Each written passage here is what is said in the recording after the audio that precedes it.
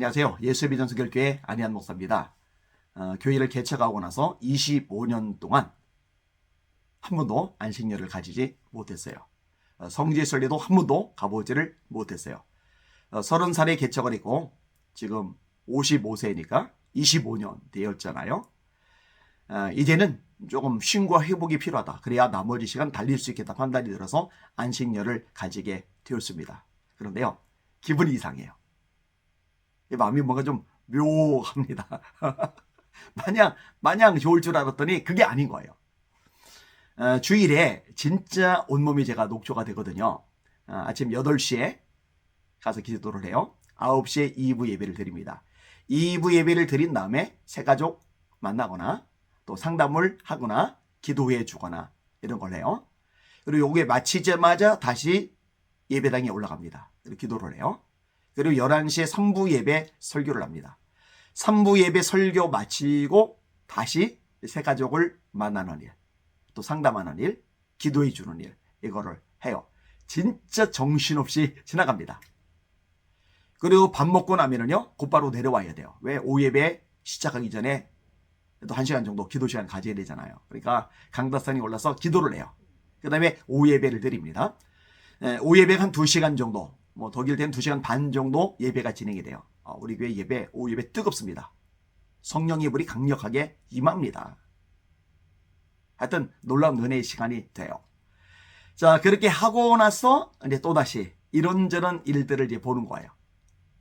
어제는 이제 같이 모여서 얘기를 또 나누고, 또 조율할 거 조율하고, 그리고 잔양대 회식이 있어서 가요. 회식 자리, 또 제가 안 가면 서운해하거든요. 갔더니 식당에 많이들 모여 있어요. 또 저를 위해서 안식년 가진다고 축복성을 또 불러줘요. 자, 그렇게 하고서 이제 집으로 돌아왔어요. 그때쯤 되면은요, 진짜 손가락 하나 들기 싫을 만큼 온몸이 녹초가 돼요. 천근만근 몸 상태가 이제 그렇게 되는 거예요. 근데 그래도 잠깐 쉰 다음에 다시 다음날 월요일날 새벽 예배 설교를 해야 되기 때문에 컴퓨터 앞에 앉아서 열심히 설교 준비를 해야 돼요. 그런데 안식년이잖아요. 설교를 안 하잖아요. 설교 준비를 해야 되는 시간인데 설교 준비를 안 하고 있으려니까 뭔가 이상한 거예요. 뭔가 어색한 거예요. 마음이 허전한 거예요. 텅 빈 거 같은 거예요. 그래서 아내 보고, 여보, 우리 지역 산책이라도 하자. 좀 이렇게 길을 빙빙 돌면서 이제 기도라도 하면은 좀 약간 싱숭생숭한 거 좀 가라앉을 것 같으니까. 했더니 아내가 피곤하다고 안 가겠다고 그래요. 그래서 이제 거실에서 왔다 갔다 이제 하면서 이제 기도를 했어요. 이게 안식년도 해본 사람이 쉽게 할 수 있겠구나, 이 생각이 드는 거예요. 25년 만에 안식년을 가지니까요, 적응이 잘 안 되는 거예요. 조금 지나면은 나아질 수 있으리라고 생각이 되어집니다. 장로님 한 분이, 안수 집사님 한 분에게 제 얘기를 했다고 그래요. 안 목사님, 일하고 싶어서, 설교하고 싶어서 중간에 복귀할 거라고. 제가 그 얘기를 전날에 들으면서 속으로 생각을 했어요. 기필코 기간 채우리라. 왜냐면 이것이 저에게도 훈련의 시간이 되고 우리 교회 성도들에게도 훈련의 시간이 되거든요. 제가 설교 시간에도 참 여러 차례 다루긴 했습니다만, 담임 목사 의존적인 교회들이 되면 안 됩니다. 담임 목사를 통해서 하나님의 말씀이 선포되고 이 말씀을 들으면서 은혜도 받고 변화도 되고 성장도 되고, 이건 당연한 수순이지만 너무 담임 목사 의존적인 교회가 되는 것은 성경적인 교회는 아니라는 거죠. 성도들이 스스로 성장을 해서 그들이 전도를 하고 전도한 영혼들을 보살피고 양육하고 세워나가고, 이렇게 성도들이 알아서 일사불란하게 움직일 수 있는 교회가 될 때, 이게 성경적인 교회, 주님께서 기뻐하시는 교회, 건강한 교회의 모습이잖아요. 이런 부분들에서 계속 제가 전달을 했던 겁니다. 자, 스데반이 돌에 맞아 죽었습니다. 사도들 외에 성도들이 흩어져 버렸어요. 자, 사도들은 예루살렘에 남아있고 성도들은 흩어져 버렸으니까 성도들끼리 모여있는 상황이잖아요.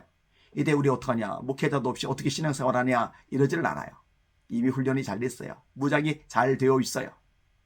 어떡합니까? 흩어진 곳에서 전도를 해요.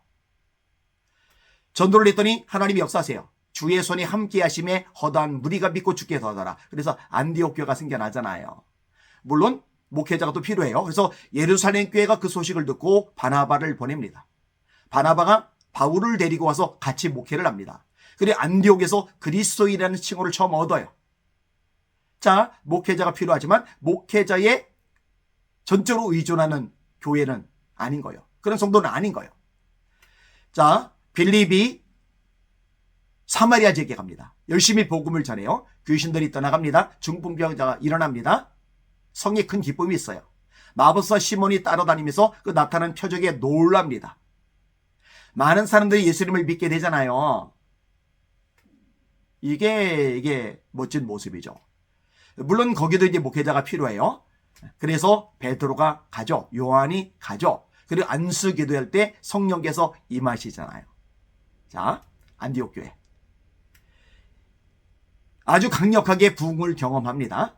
그런데 성령님께서 갑자기 지시를 내려요. 바울과 바나바를 따로 세우라는 거예요. 선교사로 내보내라는 거예요. 이때 성도들이 걱정하고 근심하고 답답해하고 이제 우리 교회 어떡하냐 절망에 빠지고 그러지는 않아요. 기쁨으로 두 사람을 내보내요. 목회자가 딱 둘 뿐인데 다른 부교육자들이 있는 것도 아닌데 그냥 내보내요.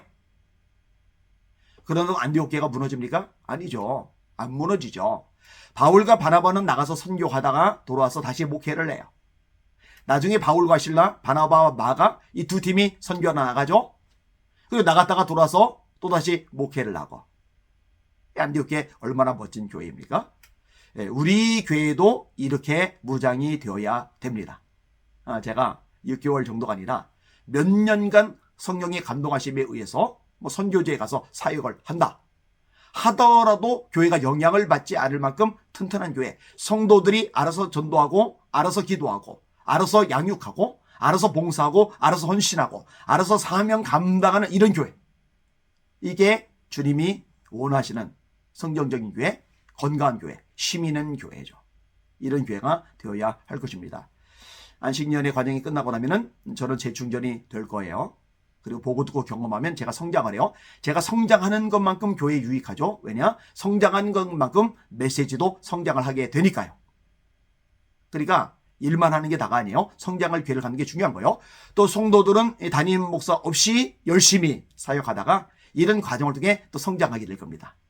서로 성장하는 모습으로 만나면서 기뻐하게 될 겁니다. 그 하나님을 기대합니다. 우리 사랑하는 예수님 성결교회 성도들 위해서 더 많이 기도하려고 그래요. 또 우리 성도들이 또 저를 위해서 더 많이 기도해 주실 겁니다. 이 방송 보시는 시청자분들도 또 기도해 주시기를 부탁을 드립니다. 날마다 주님 바라보고 주님의 이름으로 전진하며 승리합시다. 할렐루야.